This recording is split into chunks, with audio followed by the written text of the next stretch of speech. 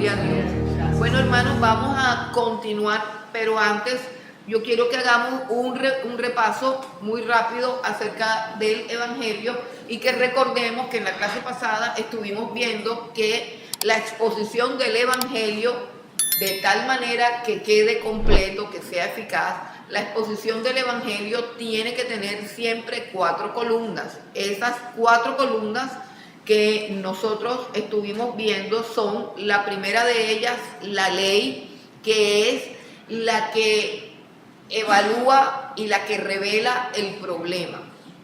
La eternidad, que es la consecuencia, porque se refiere al destino eterno de cada persona que ha infringido la ley. La tercera columna es la cruz, que es lo que Cristo hizo en la cruz del Calvario y que se refiere específicamente a la solución del problema. Y la cuarta y última columna tiene que ver con la respuesta, que básicamente es arrepentimiento y fe. Estas 4 columnas tienen que ser tocadas a la hora de predicar el Evangelio. Estas 4 columnas tienen que estar cada vez que yo expongo el Evangelio, para que sea un Evangelio completo, para que sea un Evangelio eficaz, para que sea verdaderamente Evangelio y tenga poder, debe tener las 4 columnas. Hablamos de la primera columna. La columna es la ley, los mandamientos de Dios. La ley es la que muestra el pecado, la que muestra que hemos infringido la ley de Dios. Los 10 mandamientos nos muestran claramente 7 problemas graves, 7 problemas graves que tiene el pecador. Y el primero, número 1, que es pecador. Pecado es infracción de la ley. El pecado no tiene más definiciones, una definición más clara que esta. Es infracción de la ley. Eso es lo que es el pecado, errar al blanco. El blanco es cada uno de estos mandamientos. Si nosotros meditamos en los mandamientos o si repasamos los mandamientos, vamos a adquirir más conciencia de esa pecaminosidad. Por lo tanto, si queremos predicar el Evangelio, tenemos que conocer los mandamientos. Estamos viviendo en la época en que la gente ni siquiera se sabe los mandamientos y aún nuestros hijos no se saben los mandamientos. Yo estudié en un colegio católico y antes de hacer la primera comunión nos mandaron a estudiar los mandamientos y luego a confesar nuestros pecados. Así que no están tan perdidos los católicos que tanto señalamos, que tanto juzgamos y que tantos condenamos, porque yo no encuentro a muchos evangélicos enseñándole los mandamientos a los niños en la escuela dominical. En la escuela dominical se presentan películas, se presentan historias, se presentan cosas bonitas, pero una de las cosas que debe aprender todo niño para que comprenda que es un pecador es conocer los 10 mandamientos, porque ahí se da cuenta de estas 7 cosas graves de su situación. Número 1, eres pecador. Número 2, eres culpable. La culpa es lo que uno carga por causa de infringir la ley, culpa. Número 3, estás muerto en tus delitos y pecados. Es la ruptura de mi comunión con Dios. Estar muerto en los delitos y pecados significa que el fluir de la vida de Dios se ha cortado y que mi destino es morir y que no tengo una comunión con Dios. ¿Por qué? Por causa de mi pecado, por causa de mi culpa, se rompió ese vínculo con Dios y el fluir de la vida de Dios no llega a mi corazón, a mi alma. Por lo tanto, no me dan ganas de leer la Biblia, no me dan ganas de orar, cada vez que usted esté en apatía, en rebelión, que no ora, que no busca a Dios, eso se llama muerte espiritual. Y esa es la condición de una persona sin Jesucristo. Y esa es la condición de todas las personas a las que evangelizamos.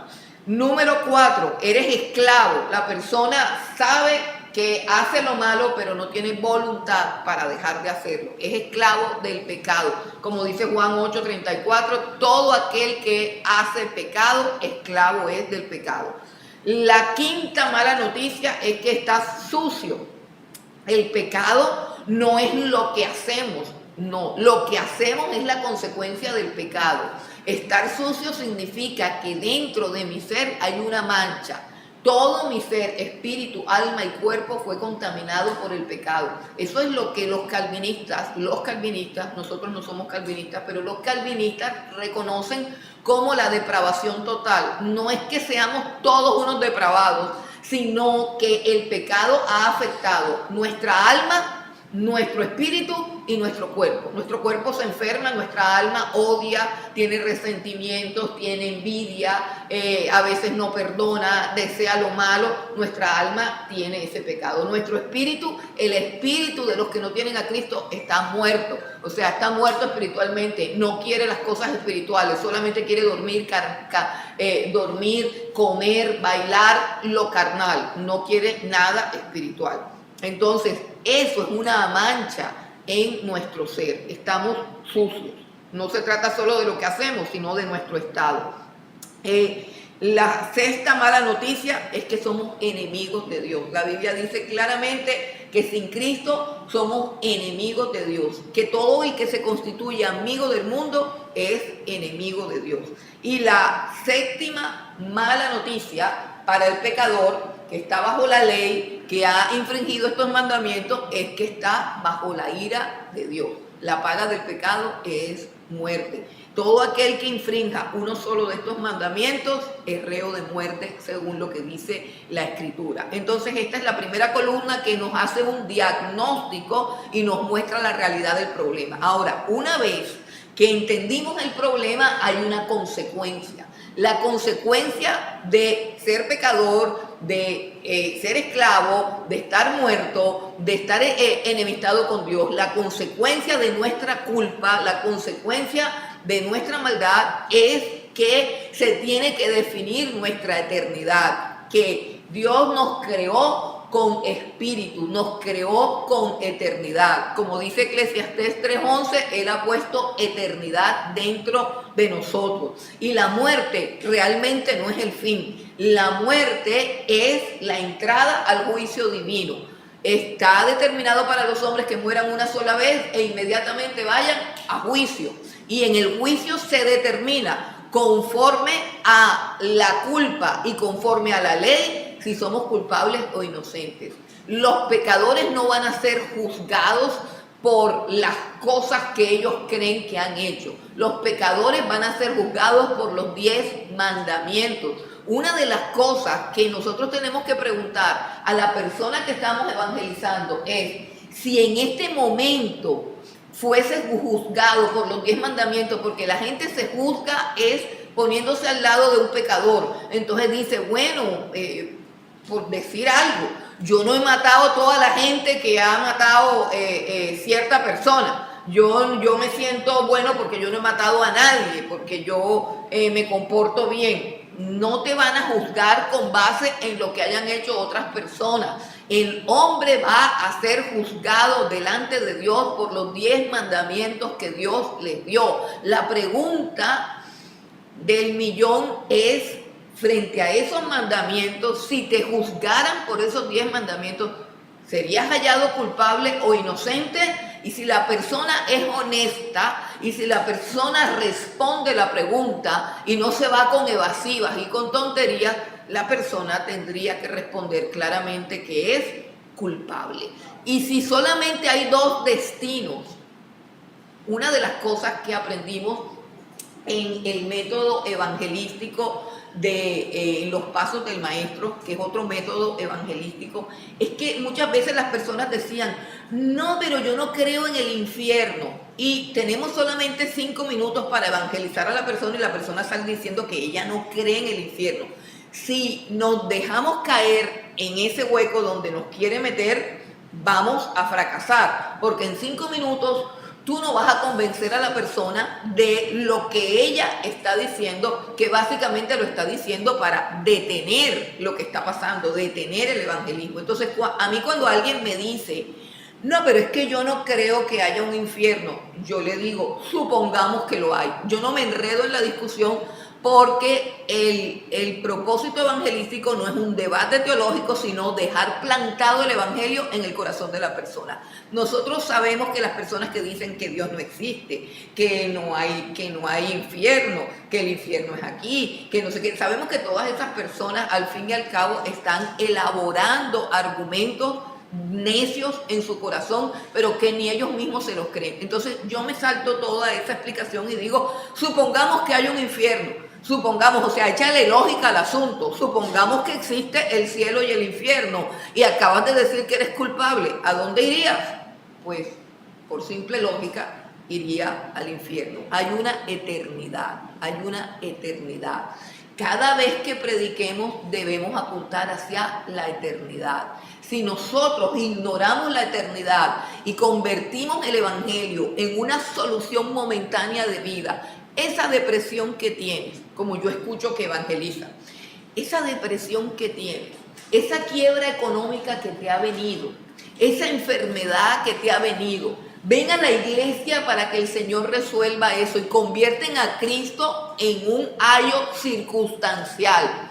Y Jesucristo no siempre es un ayo circunstancial de nuestros problemas. Jesucristo es el gran salvador de la humanidad, el que determina mi eternidad, más allá de las circunstancias que yo esté viviendo. Entonces dejemos esa bobada de desaprovechar de pronto una oportunidad de predicar el evangelio con altura, con claridad y con solidez, y resumir el evangelio a simplemente un curandero o una persona que tiene una solución para tus problemas económicos. Entonces tenemos que hablar de la eternidad. No te preocupa dónde vas a estar en la eternidad, no te preocupa qué va a pasar el día en que partas de esta tierra, hacia dónde vas, eternidad. Siempre hay que hablar de eso, les guste o no les guste. Ahí es donde estamos cumpliendo con la gran comisión. Y pasamos a la tercera columna. Ya pasamos a la tercera columna, que fue donde quedamos la semana pasada. La tercera columna es la cruz. Y aquí viene la parte buena. Recuerden que son 4 columnas. Ahora, en este momento, estamos en la mitad. O sea, llegamos a la tercera columna, que es la cruz. Y llegamos a la parte más poderosa de la predicación, la cruz. Escuche bien, esta es la parte más poderosa de la predicación. Sin cruz no hay evangelio.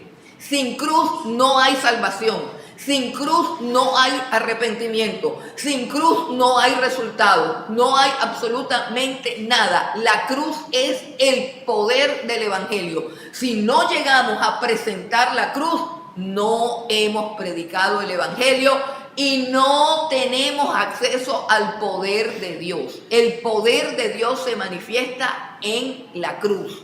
El poder de Dios se manifiesta en la cruz. Escuche lo que les voy a decir. Dios no va a respaldar ningún intento de suavizar o ignorar el corazón del evangelio, que es la cruz. Cualquier intento de nosotros de vender un perdón barato, de vender una gracia barata, quitando el verdadero precio que Dios pagó, es deshonroso para Dios. A ver si me captan la idea. Si usted trata de evangelizar y no es claro en el precio de la salvación, en el alto costo de la solución, si usted no hace énfasis en la cruz del Calvario, usted no solamente no está predicando el evangelio, sino que está vendiendo la gracia y la salvación a un precio muy barato. Está menospreciando lo que Cristo hizo. Está menospreciando la obra de Dios y Dios no lo va a respaldar. Con esa historia de ven que el Señor es bueno, ven que Cristo te ama, ven que Él tiene solución para tu pérdida, ven que Él quita la depresión y Él quita todo, pero sin la cruz estamos ofendiendo a Dios. Estamos ofendiendo a Dios. Y ahí no hay gloria. La gloria de Dios está en la cruz. Quiero que vayamos a 1 Corintios capítulo 1, versículo 23. Dice, pero nosotros predicamos a Cristo crucificado. ¿Qué predicaban ¿Qué predicaban los apóstoles? Predicaban a Cristo crucificado. Si usted no está predicando a Cristo crucificado, usted cambió el evangelio. Ese es otro evangelio y no produce resultado, no produce salvación. Pero nosotros, versículo 23, predicamos a Cristo crucificado. Para los judíos ciertamente tropezadero y para los gentiles locura. Mas para los llamados, así judíos como griegos, Cristo, poder de Dios y sabiduría de Dios. Es decir, cuando usted predica la cruz, habrá gente que se escandaliza, habrá gente que lo ridiculiza, pero la verdadera gente de Dios, los verdaderos llamados, los verdaderos escogidos, van a bajar la cabeza, van a ser quebrantados y van a ser transformados. La cruz es el poder del evangelio. Sin la cruz no existe el evangelio. Por eso necesitamos aprender a evangelizar completo, el evangelio completo, sin suavizar ni pasar por alto ninguno de los 4 aspectos o de las 4 columnas del evangelio. Y así como la ley nos muestra 7 problemas del ser humano o 7 desgracias del ser humano, la cruz trae consigo 7 regalos. 7 regalos trae la cruz. El primer regalo es perdón de pecados. Dice Hechos 10:43, de este dan testimonio todos los profetas, que todos los que en él creyeren recibirán perdón de pecados por su nombre. El primer regalo que obtuvo Cristo para nosotros en la cruz es perdón de pecados. Escuchen, esa es la necesidad más grande del ser humano. El ser humano piensa que la necesidad más grande que tiene es salud física y dinero. Eso es lo que piensa el ser humano. El ser humano piensa, yo con salud física, pero cuando Dios lo ve y delante de los ojos de Dios y entendemos por el espejo de la ley que es pecador, que es culpable, que está muerto, que está bajo la ira, cuando entendemos la condición del ser humano sin Cristo, nos damos cuenta que la principal necesidad que tiene un ser humano es de ser perdonado por Dios. Y este perdón se ofrece por la cruz del Calvario. Gracias a la cruz de Cristo es que tú fuiste perdonado. No fue gracias a que tú te estás portando bien. No es gracias a que llegaste a una iglesia. No es gracias a nada. Es gracias a la cruz. Jesucristo murió en la cruz y pagó por tu pecado. Y de esa manera y por esa cruz es que nosotros recibimos perdón de pecado. Ese es el primer regalo de la cruz. Ahora tenemos el segundo regalo. Mientras que la ley nos declara culpables, la cruz nos justifica. El primer regalo es perdón, el segundo regalo es justificación. ¿Qué es justificación? Bueno, esto es una de las verdades más impresionantes de la fe cristiana. ¿Sabe qué es justificación? Justificación es declarar inocente al que fue culpable. Justificación es el veredicto de Dios cuando ve a su Hijo Jesucristo, escuche bien, cuando ve a su Hijo Jesucristo morir en la cruz del Calvario y pagar con su muerte, porque la paga del pecado es muerte, pagar con su muerte mi pecado. Dios dice, la deuda está saldada y ahora Él, Jesús, es el culpable y Él asume el precio, Él asume el castigo, Él paga por el pecado. Inmediatamente Dios nos declara a nosotros inocentes. Eso es justificación. ¿Qué dice Romanos capítulo 5, versículo 1? Dice, justificados pues por la fe, tenemos paz para con Dios a través de nuestro Señor Jesucristo. Justificados pues por la fe, tenemos paz para con Dios. Sí, nosotros somos culpables, pero nuestra culpa la pagó Jesús y ahora fuimos justificados gratuitamente. No hicimos nada, recuerden, lo hizo Jesús. El tercer regalo, recuerden que allá en la ley estábamos muertos en nuestros delitos y pecados. Muertos espiritualmente, sin ganas de leer la Biblia, sin ganas de orar, sin ganas de adorar, sin conocimiento alguno de Cristo Jesús. Ahora, por la cruz del Señor Jesucristo, Él imparte vida. Efesios capítulo 2, versículos 4 al 5. Pero Dios, que es rico en misericordia, por su gran amor con que nos amó, aún estando nosotros muertos en pecado, nos dio vida juntamente con Cristo. Por gracia sois salvos. Ok, estando muertos en nuestros delitos y pecados, por su gran amor, por su misericordia. O sea, si se dan cuenta, hasta ahora no hemos hecho nada. Y ya llevamos 3 regalos.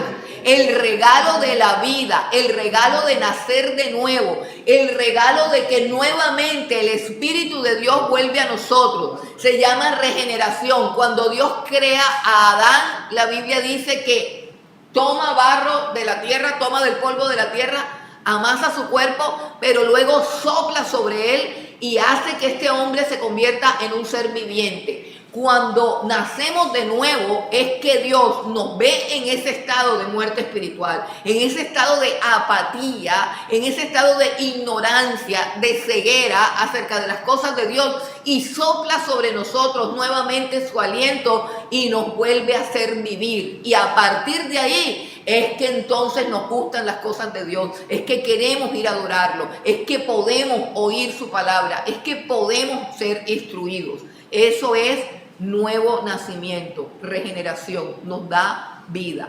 El cuarto regalo, recuerdan que bajo la ley éramos esclavos del pecado. No podíamos dejar los vicios, no podíamos dejar la maldad, no podíamos dejar la iniquidad, pero ahora Dios nos ha libertado de nuestro pecado. Recuerden lo que dice el Señor Jesucristo, Colosenses 1, 13 y 14. El cual nos ha librado de la potestad de las tinieblas y trasladado al reino de su amado Hijo, en quien tenemos redención por su sangre, el perdón de pecados. Ok, redención significa pagar un precio para libertar a un esclavo. Eso se llama redención. Redención es lo que hizo Cristo en la cruz del Calvario. Pagó el precio de nuestro pecado, que es la muerte. Entregó su vida para saldar nuestra deuda, por lo tanto salimos del estado de esclavitud, salimos de la potestad del reino de las tinieblas y ahora podemos recibir la vida de Dios y podemos libertarnos de nuestros pecados, podemos aprender a hacer lo bueno, podemos desechar las obras de tinieblas, podemos ser libres. Si una persona todavía está esclavizada al pecado es porque verdaderamente no ha creído en el Señor Jesucristo. El quinto regalo es la santificación. Santificación es diferente de justificación. Justificación se refiere a la posición que Dios nos da, a la declaración que Dios hace de lo que somos ahora. Nos declara inocentes aún siendo culpables. ¿Por qué? Porque declara culpable a su hijo y la justicia de su hijo nos las transfiere a nosotros. Eso es algo posicional. Pero nosotros nos vamos a dar cuenta que aunque Dios nos declare inocentes, todavía tenemos cierta inclinación a lo malo. Todavía luchamos con algunas cosas de nuestra carne que se rebelan contra Dios. Y aunque nos duele, tenemos que reconocer que necesitamos ayuda, que necesitamos este proceso, que es un proceso progresivo de santificación, donde Dios nos da algo diferente a la mancha que teníamos en nuestro pecado. ¿Qué es lo que nos da? Pureza de corazón, pureza de corazón. Bienaventurados los de corazón puro.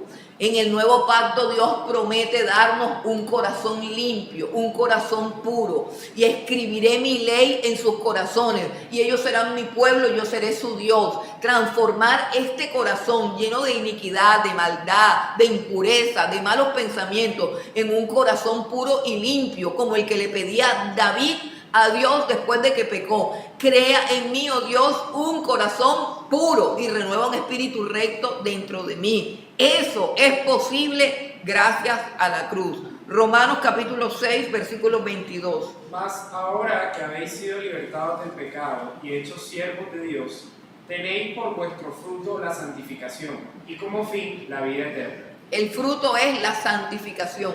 Por eso Jesús dijo, por sus frutos los conoceréis. Cristiano es todo el mundo. Todo el mundo. Como decía el pastor Chuyo Olivares, ahora hasta el diablo es cristiano. Cualquier loco, cualquier cantante reggaetonero, vulgar y depravado, en un momento tiene una experiencia religiosa y salen diciendo que es cristiano, lo convierten en predicador y no lo han discipulado, no ha nacido de nuevo, luego forma otro escándalo, se forma otro... No. El fruto de una persona convertida es su santidad, una santidad progresiva. A la gente la palabra santidad le dice, ay, eso es legalismo. A mí lo que me gusta es el cristianismo de la gracia, ya, donde nosotros vamos allá chévere y nos sentamos y escuchamos la música que me gusta ya, y fornicamos y todo, porque es que la gracia, hermano, la gracia, uno no tiene ninguna gracia si vivimos igual. No tiene ninguna gracia la cruz del Calvario y el sacrificio de Cristo si no nos cambia, si no nos transforma. El verdadero Jesucristo y su verdadero sacrificio y el verdadero evangelio transforma la vida de una persona. Algunos más rápido, otros más lento. Pero si tu vida no está siendo transformada es porque tú no has entendido o no has creído en el evangelio de la cruz. No te ha sido predicada la cruz. Y tenemos el sexto regalo de la cruz, es la reconciliación. Éramos enemigos de Dios, enemigos en nuestra carne, amigos del mundo, enemigos del Padre. Pero ahora hemos sido reconciliados y somos amigos de Dios. Romanos 5:10. Porque si siendo enemigos fuimos reconciliados con Dios por la muerte de su Hijo, mucho más estando reconciliados seremos salvos por su vida. Ok, y Juan 15 dice algo así como ya no os llamo siervos, sino amigos. Ahora somos amigos de Dios. Pasamos de una relación de enemigos de Dios a una relación de amistad con Dios. Eso es un increíble regalo que Dios nos da. Y el séptimo regalo es amor. Propiciación tiene que ver con producir algo, dar algo, entregar un regalo que aplaque la ira. Propiciación es aplacar la ira para que pueda derramarse sobre nosotros el amor de Dios. Nadie conoce el amor hasta que conocen a Dios. Nosotros conocemos muchas cosas, afectos que tienen que ver con lo que me gusta. Si tú no haces lo que me gusta, ya no te quiero. Si tú no eres, pero el amor incondicional, el amor que brota del corazón de Dios y que no tiene nada que ver con lo que es el objeto amado, sino que simplemente ama, ese amor solamente se conoce cuando conocemos a Dios. Primera de Juan, capítulo 4, versículo 10. En esto consiste el amor, no en que nosotros hayamos amado a Dios, sino que Él nos amó a nosotros y envió a su Hijo en propiciación por nuestros pecados. Ok, en eso consiste el amor. Nadie conoce el amor hasta que no conoce la cruz del Señor Jesucristo. Si tú no entiendes la cruz, tú no conoces el amor. Y déjame decirte que esto es grave, pero esto da como para un sermón, porque el que no ha experimentado el amor de Dios siempre anda vacío, siempre anda roto, siempre anda buscando problemas, siempre. Está incompleto. Necesita cosas que nunca lo sacian, que nunca lo satisfacen. Así que yo te invito a que le pidas a Dios una experiencia con este amor que solamente es posible a través de la cruz. Y pasamos ahora a la cuarta columna, que es la respuesta, ¿cierto? La respuesta. En el libro del Poder del Evangelio hay una historia muy bonita acerca del día en que el autor del Evangelio le pidió matrimonio, pidió a su novia en matrimonio. Y la historia es muy bonita porque habla de que él estaba nervioso, de que se le brotó la cara, de que estaba perdidamente enamorado, pero llegó el día en que iba a pedirle matrimonio y entonces se arrodilló, se hincó, sacó el anillo y dijo que este es el día que yo he esperado toda mi vida, fulanita de tal, ¿te quieres casar conmigo? Y ya, fin de la historia. Dice, no. Si escuchamos esa historia, para que se pueda dar una realidad, la novia tiene que responder, tiene que haber una respuesta. El pecador tiene que responder para que haya salvación, para que haya nuevo nacimiento, para que haya vida eterna. El pecador tiene que responder y esa respuesta es arrepentimiento y fe. Hechos 17, 30 y 31. Pero Dios, habiendo pasado por alto los tiempos de esta ignorancia, ahora manda a todos los hombres en todo lugar que se arrepientan, por cuanto ha establecido un día en el cual juzgará al mundo con justicia, por aquel varón a quien designó, dando fe a todos con haberle levantado de los muertos. Ok, para que haya arrepentimiento y entendemos que esta es la etapa final. No sé cuántos vendedores hay aquí. Yo tengo una hija que es vendedora y he entendido por su trabajo y por la forma como ella trabaja que las ventas tienen un proceso, la introducción, el desarrollo y no sé qué. Hay una parte que se llama el cierre de la venta. Tú puedes ser el máximo hablador de paja, tú puedes ser el más brillante vendedor, pero si no cierras la venta, no te pagan la comisión. ¿Es o no es? Entonces, yo descubro, yo tengo experiencias con personas que se dedican a evangelizar y eso es una habladera y una habladera y una habladera y una habladera, pero no cierran, no llegan a ninguna conclusión, no conducen a ninguna conclusión ni a ninguna respuesta a la persona. La persona tiene que responder sí o no. La persona tiene que responder y esa respuesta se llama arrepentimiento. ¿Quién es el que obra todo eso en el corazón, en el alma, en la mente de la persona? El Espíritu Santo. Por eso, una de las cosas que también vamos a ver es que no podemos evangelizar sin oración. Usted no puede salir allá a la loca Tolondra a hacer un show si usted antes no ha estado en la presencia de Dios y no ha sido lleno del poder de Dios. Entonces el poder del Espíritu Santo, Juan 16, versículo 8, dice que Él convence de pecado, de justicia, de juicio. ¿Quién lo hace? El Espíritu Santo. Yo predico el Evangelio, pero la convicción de pecado, el arrepentimiento es un estado mental, emocional, espiritual, al que te lleva el Espíritu Santo. Nadie más te puede llevar. Yo solamente predico una verdad, un evangelio poderoso, pero el Espíritu Santo es el que produce ese arrepentimiento. ¿Qué es el arrepentimiento?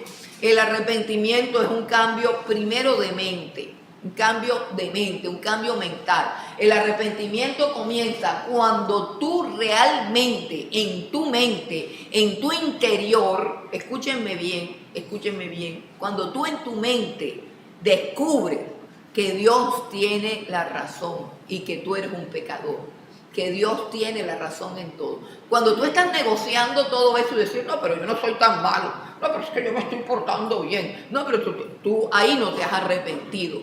Tu mente es rebelde y obtusa. El arrepentimiento primero es un cambio de mentalidad. Es la mentalidad que reconoce que toda la vida has vivido en contra de Dios, que toda la vida has hecho lo malo. A eso no puedes llegar sin la luz del Espíritu Santo. Es un cambio de mente que dice, Dios tiene razón. He estado equivocado, he caminado en contra de su palabra y de su verdad. Luego viene un cambio de actitud. La arrogancia es típica de la persona que no ha tenido un cambio de mente.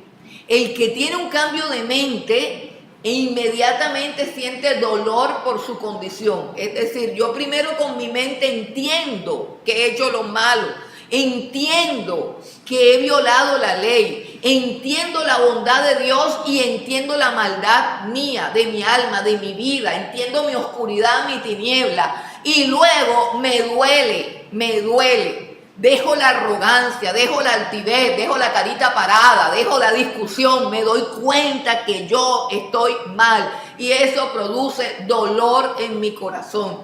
La Biblia dice que hay una tristeza que es según Dios, en 2 de Corintios capítulo 7, versículo 10. Porque la tristeza que es según Dios produce arrepentimiento para salvación, de que no hay que arrepentirse, pero la tristeza del mundo produce muerte.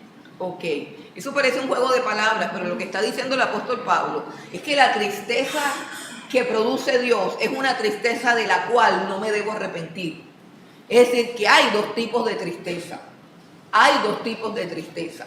Hay una tristeza que la produce Dios, que es causada por la concientización de mi pecado. Es una tristeza que al ser producida por Dios me va a guiar al arrepentimiento y a la santificación. Es una tristeza que tiene que ver con lo que yo he hecho. Pero es que hay otra tristeza, y perdónenme que se lo diga, porque como el texto dice que la tristeza es según Dios, usted dirá, bueno, ¿y cuál es la que no es según Dios? La que no es según Dios es la que es contraria, es la que usted está triste por lo que le han hecho a usted. Porque usted considera que la vida es injusta, o sea que usted no se ha arrepentido de nada. Porque si la vida es injusta, usted se merece puras bendiciones. Pero si usted es un pecador y lo están tratando mal en su trabajo, pues eso no duele tanto, porque yo sé que soy pecador y yo sé que Dios me ha perdonado un cúmulo de pecados, que tanto es que haya por aquí un hombre que no me los perdone a mí y me los restriegue o me los cobre. ¿Sí entienden? Hay una tristeza de pobrecito yo, la tristeza de Señor, ten cuidado de ti, que en ninguna manera eso te acontezca. Esa tristeza del yo, esa victimización de que pobrecito yo, que a mí nadie me quiere, que yo vengo aquí a la iglesia es para que me brinden amor, para que me brinden restauración, y encontramos a una señora que pasa todo el día dando rejo. Ay, aquí no hay amor, yo mejor me voy para la iglesia del Salto no sé qué, porque es que allá uno sí lo pasa chévere, le ponen la música que a uno le gusta y uno sale por allá renovado creyéndose que es Superman. Pues eso no es lo que produce el Evangelio. Eso no lo está produciendo Dios. Esa tristeza de pobrecito yo es una tristeza del ego, es una tristeza del pecado. La tristeza que produce el Espíritu Santo es la tristeza por lo que yo he hecho. Es dolor por el pecado cometido. Y eso me lleva a un cambio de ¿qué? De conducta, a tomar una decisión. Quiero seguir a Cristo. Quiero dejar el pecado.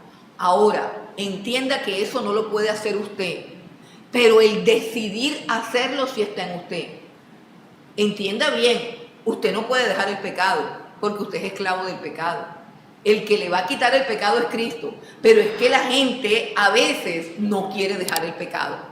Usted tiene que desear dejar el pecado. Usted tiene que tener una resolución en su corazón que es producida precisamente por un cambio de mente, por un cambio de actitud, de corazón, porque esto ya no le gusta, el pecado ya no le gusta, ya no le divierte. El cambio de actitud implica que usted antes, cuando pecaba, le parecía divertido, le parecía chistoso. Y hasta se enorgullecía, y hasta se lo contaba, y lo celebraba. Pero ahora usted llega a pecar, le duele, le da vergüenza, y va donde Dios diciendo, quítame esto, que yo no quiero vivir así. Eso se llama arrepentimiento, y eso se llama resolución de corazón. Cuando usted dice, no quiero seguir siendo un pecador, no quiero seguir siendo un vicioso, no quiero seguir siendo un adicto, no quiero seguir siendo esclavo. Usted toma la decisión y dice, no voy más para allá. Y Dios viene en su ayuda para regenerar su voluntad. El arrepentimiento implica un cambio de conducta, un cambio de lugares a donde voy, un cambio de prioridades, un cambio de amigos, un cambio de relaciones, un cambio en todo, de sueños, de propósitos, un cambio total de la persona. ¿Y qué es la fe? Es la pregunta de ¿qué es la fe finalmente? Porque la respuesta tiene que ser arrepentimiento y fe. La fe tiene que ver con la rendición. Me rindo a Dios y le digo, Señor, soy pecador, aquí está mi vida, es un desastre, ven a ayudarme, ven a socorrerme, ven a limpiarme, ven a restaurarme, te entrego mi ser, toma el control de mi vida. Rendición, eso es fe. Me rindo a Él porque creo que Él tiene la solución. Tengo una conciencia clara de mi pecado, pero también tengo la conciencia de que Él es más poderoso para hacer lo que yo no puedo hacer. Entonces es rendición, es entrega, entrego mi vida a Dios, entrego mi vida a Cristo. Ahora vivo para Él. es entrega, es confianza, confío.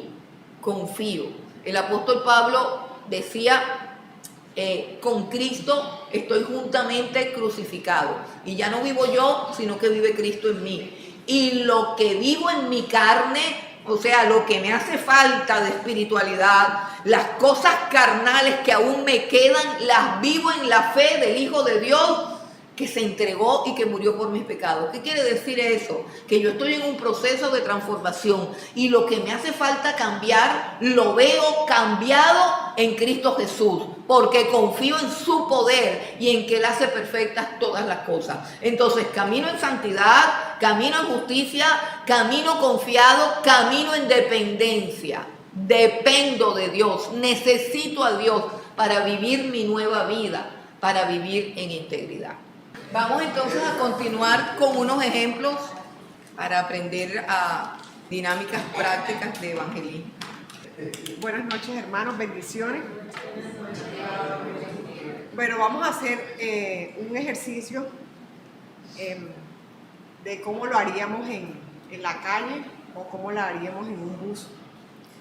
Bueno, aquí en Colombia hay un programa en España que es un hombre que se dedica a buscar animales en la selva y se llama Fran de la Jungla. De pronto, en un principio aquí en Colombia había Naturalia, ¿verdad? Pero no era tan... Este hombre se iba hasta la jungla a buscar los animales. Y en un episodio de esos encontró una serpiente, así como esta, una serpiente venenosa. Y lo más impactante de que este hombre dijo fue que si esta serpiente te llegara a morder, en 40 minutos estarías muerto. Él dice una palabra totalmente muerto, pero yo pienso que la muerte es muerte. O sea, si una persona te dice a ti, está muerto, ya tú sabes, está muerto. No está medio muerto, está totalmente muerto, ¿verdad? Entonces, cuando yo escuché esto pensé, y me imagino que ustedes también dirán, Paola no tendría esta culebra aquí si fuera de verdad en la mano, ¿verdad? Así de venenosa. Y este hombre necio, este hombre falto de juicio, no se acercaría a esta serpiente porque él está en una jungla y el hospital está muy lejos y el antídoto es difícil de conseguir en una jungla. Y nadie en su sano juicio se acercaría a una serpiente. Si esta serpiente fuera venenosa, yo no la tuviera ni siquiera en la mano, ¿verdad? Pero nosotros nos hemos acercado a una serpiente y sabemos que nos va a traer muerte, ¿verdad? Y esta serpiente es más peligrosa que la serpiente que está en la jungla, que en 40 minutos te puedes morir. Es la serpiente del pecado, ¿verdad? Y muchas veces nosotros estamos y la serpiente nos susurra. Mira, una mentira piadosa para solucionar ese problema, una mentirita blanca, ¿verdad? Luego la serpiente te susurra, ay, es un lapicerito, tómalo. Eso ninguno se va a dar cuenta en tu trabajo. Y ahí está la serpiente del robo. La serpiente del adulterio te dice, envíale un mensaje a ese hombre o a esa mujer en la noche, cuando tu esposo o tu esposa esté dormida, que nadie se dé cuenta. Ninguno se va a dar cuenta. Viene la serpiente del odio y dice, esa persona te hizo daño, no la perdones. Viene la serpiente de la envidia. Ay, esa hermana tiene los zapaticos bonitos, yo quiero uno así, yo quiero los de ella, ¿verdad? Yo debería tenerlo. Y ahí está la serpiente de la envidia. Entonces, cada vez que nosotros escuchamos una serpiente, ¡pum!, la serpiente nos muerde. Y cuando nos muerde, nos llena de veneno, ¿verdad? Y en el corazón llega ese veneno y nos llena de odio, de rencor, ¿verdad? Y la Biblia dice que todos hemos pecado. La Biblia dice un día que todos estaremos delante de Dios. Pero hay un problema. Ese día que nos presentemos delante de Dios, te vas a presentar lleno de veneno, sabiendo que Dios es un Dios santo, con tu veneno, con tu pecado. La Biblia también habla de un lugar terrible. Y ese lugar terrible es el infierno, donde habrá el crujir de dientes, donde el fuego no se apaga, donde el gusano come tu piel día y noche, donde habrá un tormento eterno. Y lo peor del infierno es que Dios no va a estar allí. La presencia de Dios no va a estar en ese lugar. Pero escúchame, Dios no quiere que tú te vayas a ese lugar. Dios no quiere que tú te vayas al infierno, ¿verdad? Y Él trajo una solución increíble, ¿verdad? Algo que no podemos imaginar. Él envió a un hombre hace más de 2000 años a la tierra. Un hombre que fue tentado por la serpiente. La serpiente le ofreció la riqueza, el poder y el mundo entero. Pero él no cayó. Él le habló a la serpiente, pero él no cayó. Él no fue tentado, él fue tentado, pero él no cayó. Él no pecó. Él nunca dijo una mentira. Él nunca robó. Él nunca cometió un pecado. Él nunca habló mal de nadie. Y su nombre es Jesucristo, el Hijo de Dios. Jesús es la única persona que nunca hizo pecado, que nunca fue picado por la serpiente, que nunca fue envenenado por la serpiente. Él estaba completamente limpio de veneno, pero él hizo algo increíble en la cruz. Murió en la cruz. ¿Para qué? Para tomar tu veneno y mi veneno. Y en la cruz del Calvario derramó toda su sangre, gota a gota, ¿verdad? Y el antídoto contra el pecado, ¿verdad? Fue su sangre preciosa. Y Él en la cruz, ¿verdad? Venció la muerte, venció el pecado, ¿verdad? Pero Jesús no se quedó muerto. Jesús resucitó. Jesús vive y está sentado a la diestra de Dios Padre Todopoderoso. Él quiere perdonarte, Él quiere limpiarte, Él quiere darte vida eterna. Y hoy tienes dos opciones que Dios lo está colocando delante de ti. Seguir escuchando esta serpiente, ¿verdad? Escuchándola y seguir que ella te muerda y morir en tu pecado. O la segunda es venir a Jesucristo, pedirle perdón, arrepentirte de tu pecado y no volverlo a hacer.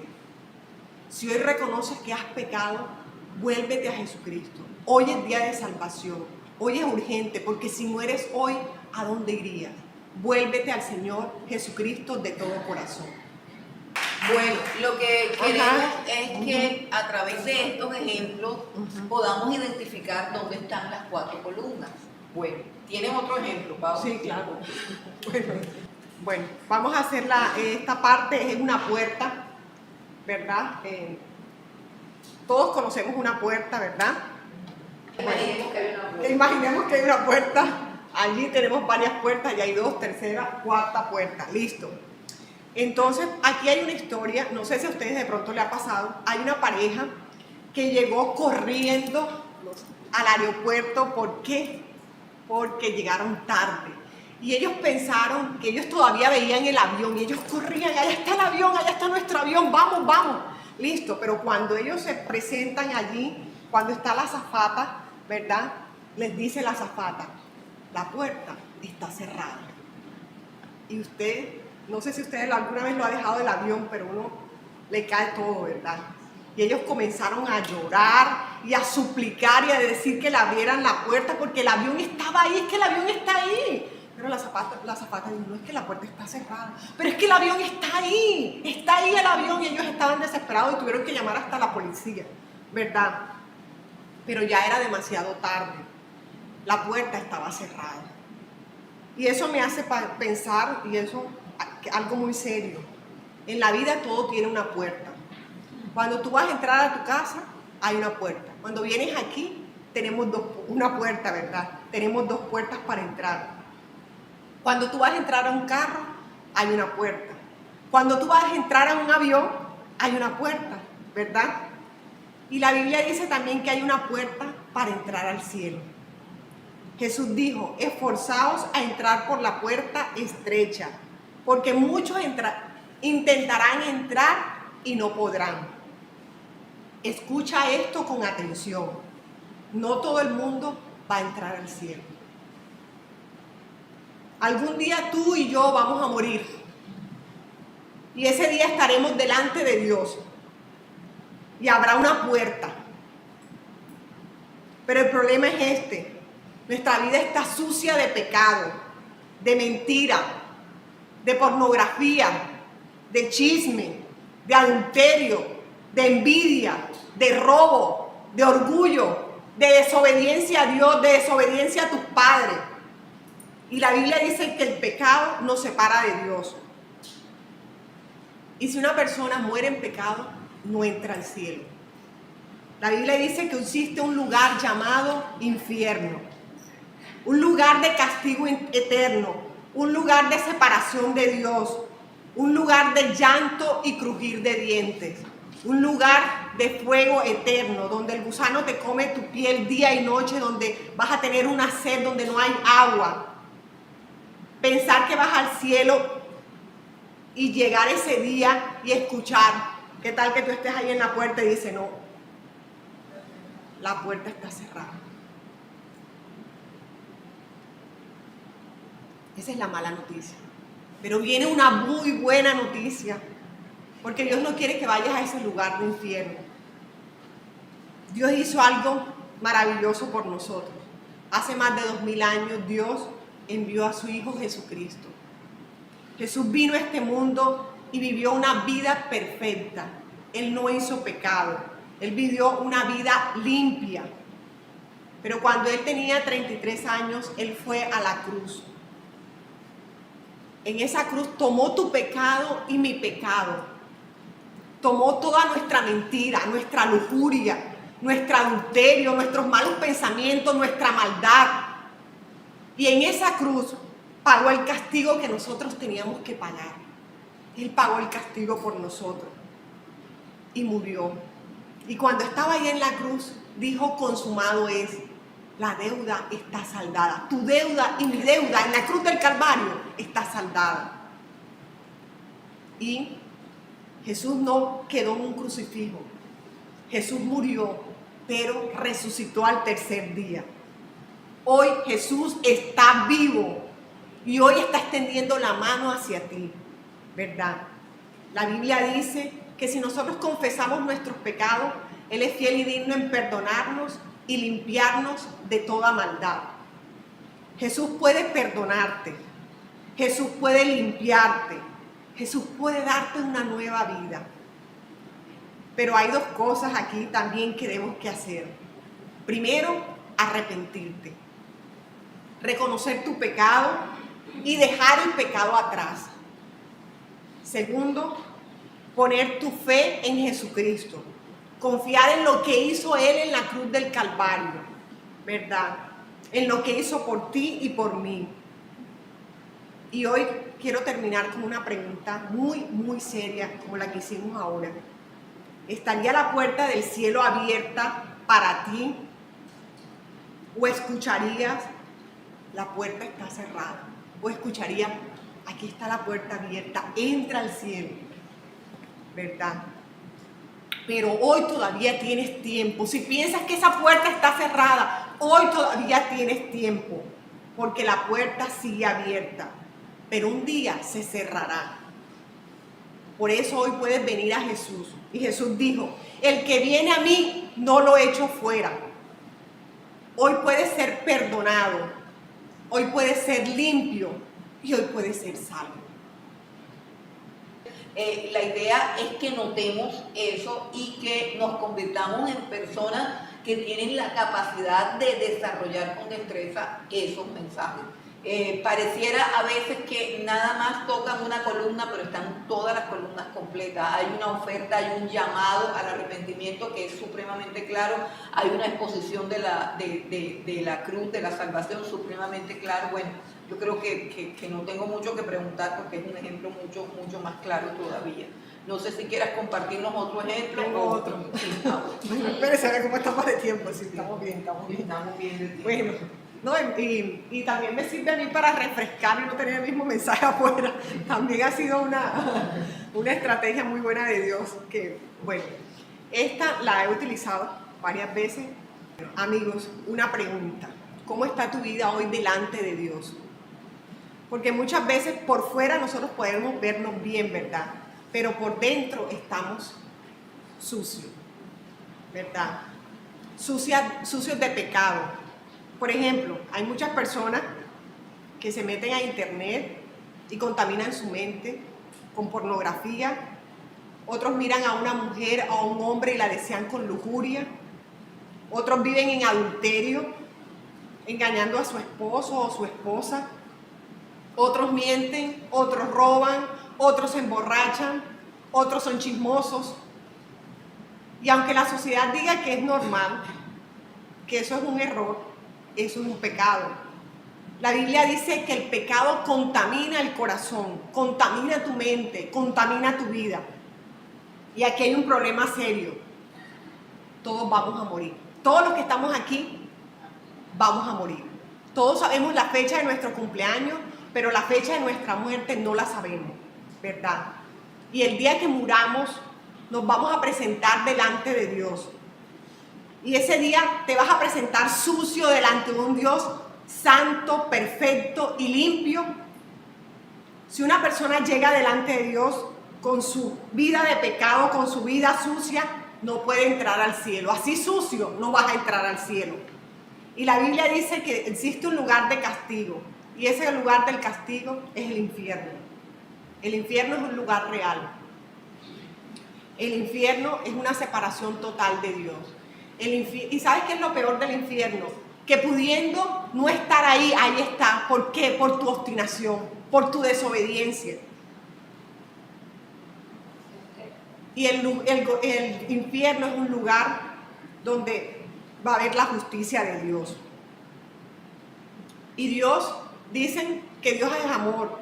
Porque ustedes me dirán, no, pero Dios no me va a lanzar a mí al infierno. Dios es amor, ¿verdad? Dios es amor, pero también Dios es fuego consumidor. Y también Dios es justo. Pero aquí viene la buena noticia. Esta es la buena noticia. Dios no quiere que te vayas a ese lugar. Yo tampoco quiero que te vayas a ese lugar. El infierno, porque el infierno no fue creado para nosotros. Fue creado para Satanás y sus demonios que desobedecieron al Señor, que se rebelaron contra Dios. Ese lugar no era para nosotros, ¿verdad? Y la buena noticia es que hace más de 2000 años Dios hizo algo increíble por nosotros. Dios envió a su Hijo Jesucristo y Él murió en una cruz. Y vino a este mundo y Él vivió una vida perfecta sin pecado. Y Él fue obediente hasta la muerte y muerte de cruz para darnos salvación, para limpiarnos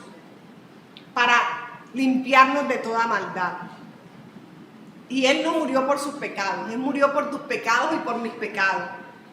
Jesús tomó la carga de nuestro pecado, la carga de nuestra mentira, la carga de nuestro adulterio, la carga de nuestra lujuria, la carga de nuestro robo, la carga de no colocar en primer lugar a Dios.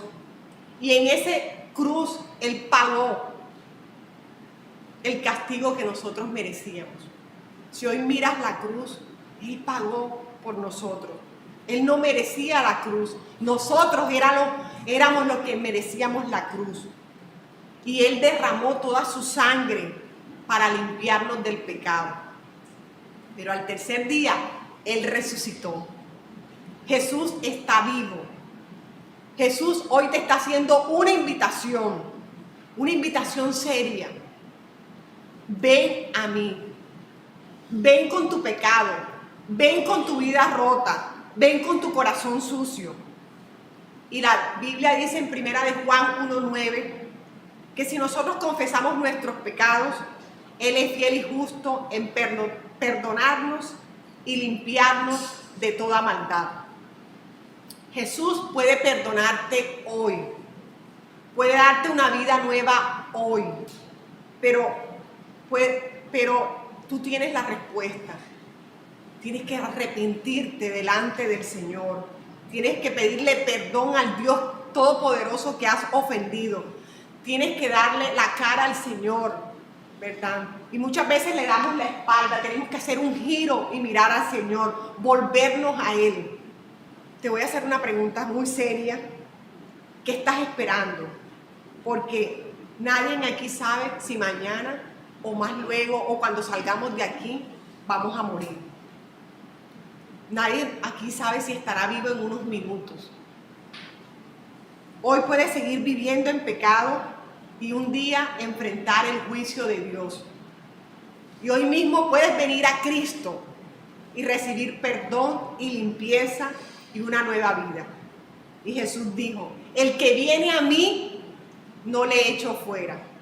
Jesús puede perdonarte, puede limpiarte y puede salvarte. Ven a Cristo hoy, no esperes mañana. El mensaje es urgente. Ven a Cristo. ¿Cuántos de ustedes pueden sentir el poder que tiene el Evangelio? Amén. ¿Cuántos de ustedes se dan cuenta qué poderoso mensaje tenemos? O sea, tenemos una mina. Tenemos una mina. Quizás no lo hemos sabido apreciar. Quizás no lo hemos sabido valorar. Pero este es el tesoro que nosotros tenemos. Y por esta mina es que tenemos que dar cuentas ante Dios. Pero no pensemos solamente en las cuentas, porque la salvación no está relegada a cuántas veces yo negocio con la mina. La salvación está relegada en mi fe a Jesucristo y nada más. Pero pensemos en todo lo que podemos hacer por la humanidad, si podemos llevar este mensaje. Si podemos llevar este mensaje, si cada uno de nosotros, no sé cuántos alumnos hay aquí, si cada uno de nosotros deja de ser un espectador y se convierte en una persona responsable de lo que Dios le ha dado. Si tú hoy tomas la decisión de decir, si Dios me trajo a este curso, no fue solamente para aprender algo nuevo, sino para tomar una decisión que tiene que ver con la suerte y el destino de miles de personas que están afuera. Si cada uno de los que estamos sentados en esta silla tomamos la decisión de dejar de ser espectadores y empezamos a ver el evangelismo como algo diferente, como es un deber, sí, pero pienso que también es un placer saber que tenemos este poder y que tenemos esta arma tan poderosa para cambiar el destino de miles de personas que están a nuestro alrededor. Pensemos por un momento en el lugar donde nosotros nos desenvolvemos. ¿A cuántas personas le hemos predicado el Evangelio con esta claridad que estamos escuchando hoy? ¿A cuántas personas? Nos hemos sentado a decirle, mira, tengo un mensaje para ti, así y asado, así. Este es el mensaje. Yo sé que hay personas que son todas así como que comparten y hablan y Cristo y no sé qué, pero no, se trata del poder del Evangelio. Piensen por un momento, ¿a cuántas personas de mi oficina, de mi trabajo, a cuántos de mis parientes, primos, hermanos, amigos, tíos, padres, les he predicado el Evangelio con la claridad con la que lo estamos exponiendo, hermano? Porque quizás hemos pasado años diciendo, ellos son duros de corazón. Y resulta que los duros de corazón somos nosotros, que no hemos aprendido a predicar como se debe predicar. Que quizás ni siquiera hemos atesorado el Evangelio en nuestros corazones y por eso tampoco lo podemos transmitir. Sabemos mucho, pero producimos poco, hermano. El propósito de este curso es que cada uno de nosotros se convierta en un predicador del Evangelio, en alguien que negocia la mina y que la sabe negociar y que lo hace bien, que no es que a mí me dijeron, es que así es que no sé qué, no, es como debe ser, es como debe ser. Creo que está supremamente claro para nosotros hoy y que cada uno puede hacer las correcciones necesarias a su estilo, a su costumbre, a cómo lo hace. Pensemos en esas personas que de pronto no se han convertido porque según yo es que son muy duras y estoy ahí dándole ¿qué? Piensa en las personas que tú anhelas ver en los caminos del Señor Jesucristo. Enuméralos en un cuaderno y di a este y a este, le voy a predicar así tal cual como he aprendido a predicar hoy. De verdad, hermanos, que esto sería una bomba increíble, porque estoy segura que muchas personas tienen años en iglesias y no han comprendido el Evangelio y por lo tanto no lo han creído, y si no lo han creído, pues no son salvos. Entonces, a partir de hoy ya vamos a empezar a trabajar. Y la primera tarea que vamos a poner es que usted va a desarrollar un mensaje evangelístico, lo va a desarrollar y lo va a traer en la próxima clase listo, primeramente para compartirlo acá. O sea, que vamos a empezar a trabajar de menos a más. Es decir, yo sé que ustedes se mueren por ir a la calle y nosotros también nos morimos por llevarlos para la calle. Pero primero vamos a trabajar acá. Entonces, en la primera clase, ustedes van a hacer la presentación de su evangelio, porque esto es práctico. Se les advirtió en la introducción, esto es práctico. Entonces, hasta aquí llegamos.